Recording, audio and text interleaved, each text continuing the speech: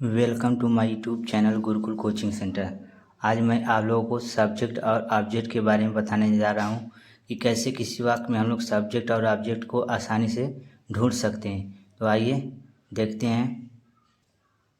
देखिए, मैंने यहाँ पर लिख रखा है, वाक्य में कौन लगाने पर जो आंसर आता है वह सब्जेक्ट कहलाता है। यानी किसी भी वाक्य में हम कौन लगा देते हैं और उस कौन का आंसर जो मिलता है वही हमारा सब्जेक्ट हो जाता है। जैसे देखिए, मैंने एक उदाहरण दिया है, सीमा किताब खरीदती है। अब मैं इस वाक्य में कौन जोड़ दे रहा हूँ, कौन। अब देखिए, किताब कौन खरीदती है, तो कौन का आंसर आएगा सीमा, यानी किताब को सीमा खरीदती है, तो सीमा हमारा हो जाएगा सब्जेक्ट। ये हमारा हो गया सब्जेक्ट। अब देखिए दूसरा दिया है, मोहन स्कूल जाता है। अब इस वाक्य में मैं कौन जोड़ दे रहा हूँ, कौन। अब देखिए, स्कूल कौन जा रहा है, तो स्कूल मोहन जाता है। देखिए, मोहन हमारा हो गया सब्जेक्ट, मोहन हमारा हो गया सब्जेक्ट। और देखिए, हम खाना खाते हैं। अब देखिए, इस वाक्य में मैं कौन जोड़ दे रहा हूँ, कौन। तो खाना कौन खाते हैं, तो खाना हम खाते हैं, तो हम हमारा हो जाएगा सब्जेक्ट। ये हमारा हो गया सब्जेक्ट। और देखिए उदाहरण, देखिए उदाहरण दिया है, वे अंग्रेजी पढ़ते हैं, तो अंग्रेजी। अब देखिए, मैं यहाँ पर जोड़ दे रहा हूँ कौन, यानी अंग्रेजी कौन पढ़ते हैं, तो वे हमारा हो जाएगा सब्जेक्ट। SUP सब्जेक्ट हमारा हो गया। और देखिए, राहुल पत्र लिखता है। अब मैं यहाँ पर कौन जोड़ दे रहा हूँ, इस वाक्य में मैं कौन जोड़ दे रहा हूँ। अब देखिए, पत्र कौन लिखता है, तो पत्र लिखता है राहुल, राहुल हमारा हो गया सब्जेक्ट। और देखिए, मैं पतंग उड़ा रहा हूँ। अब देखिए, मैं आज पर जोड़ दिया कौन। अब देखिए, पतंग को कौन उड़ा रहा है, तो पतंग को मैं उड़ा रहा हूँ, तो मैं क्या हो जाएगा सब्जेक्ट। यानी किसी भी वाक्य में हम कौन लगा देते हैं और उस कौन का आंसर जो आता है वही हमारा सब्जेक्ट हो जाता है। अब आइए ऑब्जेक्ट को देखते हैं कि ऑब्जेक्ट को हम किसी वाक्य में कैसे आसानी से पहचान सकते हैं। देखिए, पहले नंबर तो ऑब्जेक्ट को हम दो भागों में पढ़ते हैं। पहला होता है इनडायरेक्ट ऑब्जेक्ट, यानी लिविंग जिसमें जान रहता है, और दूसरा होता है डायरेक्ट ऑब्जेक्ट, नॉन लिविंग जिसमें बेजान होता है। यानी ये बेजान होता है, नॉन लिविंग मतलब बेजान, इसको इनडायरेक्ट ऑब्जेक्ट में पढ़ते हैं। और डायरेक्ट ऑब्जेक्ट में हम लोग पढ़ते हैं लिविंग, यानी जिसमें जान रहता है। देखिए, वाक्य में वर्ब के पहले किसे या किसको लगाने पर जो आंसर आता है वह इनडायरेक्ट ऑब्जेक्ट कहलाता है। यानी किसी भी वाक्य में हम वर्ब के पहले किसे या किसको लगाने पर जो आंसर आएगा वही हमारा इनडायरेक्ट ऑब्जेक्ट कहलाएगा। जैसे देखिए, राम ने गोपाल को पीटा। अब देखिए, पीटना हमारा हो जाएगा क्रिया। अब क्रिया के पहले मैं जोड़ दे रहा हूँ किसे, यहाँ मैंने जोड़ दिया किसे, किसे। अब देखिए, राम ने किसे पीटा, तो राम ने गोपाल को पीटा, तो गोपाल हमारा हो जाएगा इनडायरेक्ट ऑब्जेक्ट, गोपाल हमारा हो जाएगा indirect object, object, indirect object. उसके बाद देखिए, पुलिस ने चोर को पकड़ा।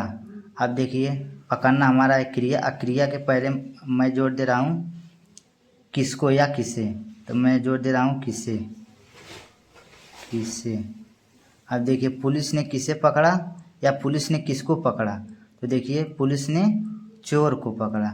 अब किसे पकड़ा था, किसे का आंसर आएगा चोर, तो चोर हमारा हो जाएगा ऑब्जेक्ट, ऑब्जेक्ट वो भी कौन सा object, indirect object, indirect object.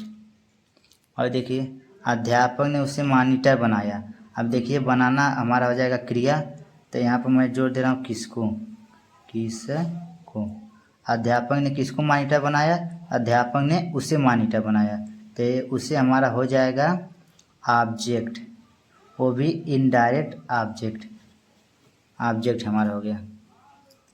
अब देखिए, मैंने तुम्हें पैसे दिए। अब देखिए, क्रिया हमारा देना है। अब क्रिया के पहले मैंने लगा दिया किसे या किसको, मैंने लगा दिया किसको।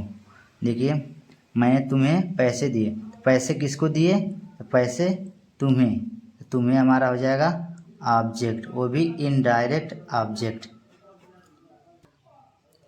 देखिए अब डायरेक्ट ऑब्जेक्ट को हम लोग पढ़ेंगे। दिया है वाक्य में क्रिया के पहले क्या लगाने पर जो आंसर आएगा वो हमारा डायरेक्ट ऑब्जेक्ट कहलाएगा। यानी वाक्य में क्रिया के पहले हम लोग क्या जोड़ देंगे और उस क्या का जो आंसर मिलेगा वही हमारा डायरेक्ट ऑब्जेक्ट कहलाएगा। जैसे देखिए राम पतंग उड़ाता है, अब उड़ाना हमारा हो जाएगा क्रिया।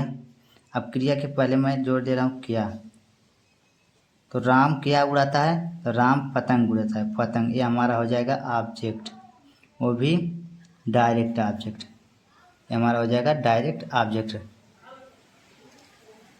और देखिए मीरा खाना खाती है, ये खाती क्रिया हो जाएगा। अब क्रिया के पहले मैंने जोड़ दिया क्या, तो मीरा क्या खाती है, तो मीरा खाती है खाना, एक हो जाएगा हमारा डायरेक्ट ऑब्जेक्ट, वो भी ये नॉन लिविंग में आते हैं सब। पतंग भी नॉन लिविंग है, खाना भी नॉन लिविंग, यानी जिसमें बेजान रहता है, यानी जान नहीं रहता है। अब देखिए वे क्रिकेट खेलते हैं, अब खेलना हमारा हो जाएगा क्रिया, क्रिया के पहले मैं जोड़ दे रहा हूँ क्या, तो वे क्या खेलते हैं, वे क्रिकेट खेलते हैं, क्या का आंसर आ गया क्रिकेट, तो क्रिकेट हमारा हो जाएगा इन डायरेक्ट ऑब्जेक्ट। देखिए क्रिकेट हमारा हो गया ऑब्जेक्ट, वो भी डायरेक्ट ऑब्जेक्ट। अब देखिए सीमा खाना बनाती है, सीमा क्या बनाती है, यहाँ मैंने क्या जो दिया, अब सीमा बनाती है खाना, और वो भी है डायरेक्ट ऑब्जेक्ट, डायरेक्ट ऑब्जेक्ट। इस क्या का आंसर आया खाना। एक बार मैं शुरू से लास्ट तक रिपीट कर देता हूँ। देखिए वाक्य में कौन लगाने पर जो आंसर आता है वही हमारा सब्जेक्ट कहलाता है, यानी किसी भी वाक्य में हम कौन लगा देंगे उसका उनका आंसर जो मिलेगा वही हमारा सब्जेक्ट हो जाता है। जैसे सीमा किताब खरीदती है, किताब कौन खरीदती है, सीमा, सीमा हमारा हो जाएगा सब्जेक्ट। मोहन स्कूल जाता है, तो स्कूल कौन जाता है, मोहन जाता है, मोहन हमारा हो जाएगा सब्जेक्ट। हम खाना खाते हैं, तो खाना कौन खाते हैं, हम, तो हम हमारा हो जाएगा सब्जेक्ट। उसके बाद देखिए यहाँ पर देखिए वे अंग्रेजी पढ़ते हैं, अंग्रेजी कौन पढ़ते हैं, तो अंग्रेजी वे पढ़ते हैं, तो ये हमारा हो जाएगा सब्जेक्ट। इस कौन का आंसर यही सब है। अब देखिए राहुल पत्र लिखता है, तो पत्र कौन लिखता है, राहुल, तो राहुल हो जाएगा हमारा सब्जेक्ट।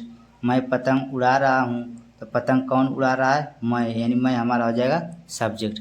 अब आइए आइए ऑब्जेक्ट, ऑब्जेक्ट दो प्रकार को में बांटा गया था।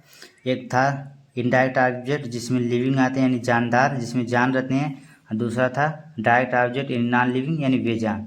अब देखिए इसका क्या नियम था, वाक्य में वर्ब के पहले किसी या किसको लगाने पर जो आंसर आता था वही हमारा इनडायरेक्ट ऑब्जेक्ट कहलाता था। उदाहरण देखिए, उदाहरण में राम ने गोपाल को पीटा, पीटना हमारा क्रिया, क्रिया के पहले मैंने लगा दिया किसे, राम ने किसे पीटा, गोपाल को, तो गोपाल हमारा हो जाएगा ऑब्जेक्ट, वो भी इनडायरेक्ट ऑब्जेक्ट। पुलिस ने चोर को पकड़ा, अब क्रिया के पहले मैंने लगा दिया किसे, अब पुलिस ने किसे पकड़ा, चोर को, तो चोर हमारा हो जाएगा ऑब्जेक्ट, वो भी इनडायरेक्ट ऑब्जेक्ट। अब देखिए अध्यापक ने उसे मॉनिटर बनाया, तो अध्यापक ने किसको मॉनिटर बनाया, तो अध्यापक ने, इसका आंसर आएगा उसे, तो उससे हमारा हो जाएगा ऑब्जेक्ट, वो भी इनडायरेक्ट ऑब्जेक्ट।